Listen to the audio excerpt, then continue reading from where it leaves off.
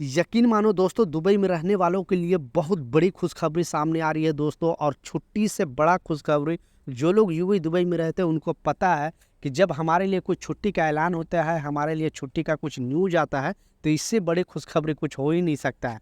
क्योंकि यहाँ पे इंसान जो काम करके थक जाता है दोस्तों, उनको छुट्टी मिल जाए तो सोने पे सुहागा होता है। प्रॉपर एक्सप्लेन करने वाला हूँ, 2-3 मिनट का वीडियो है, लास्ट तक जरूर देखना ताकि आपको पूरी जानकारी मिल सके। क्योंकि गवर्नमेंट पहले अपडेट जारी करके इसलिए बताती है कि ताकि आपका राइट आपको मिल सके।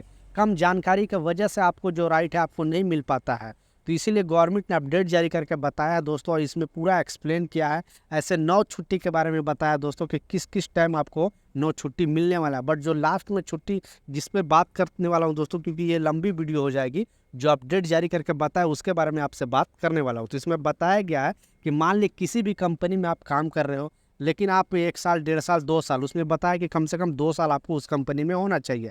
3 साल से काम कर रहे हो, 4 साल से काम कर रहे हो, तो उस बीच में क्या होगा कि मान लिया आप 22 साल के एज है या 23 साल, 24 साल, बहुत सारे लोग क्या करते हैं कि पढ़ाई छोड़कर भी यहाँ पे काम करना स्टार्ट कर देते हैं और बुक वगैरह लेकर आते हैं। ठीक है, उसमें आप चाहो तो यहाँ पढ़ते रहते हो या ऑनलाइन भी आप पढ़ सकते हो।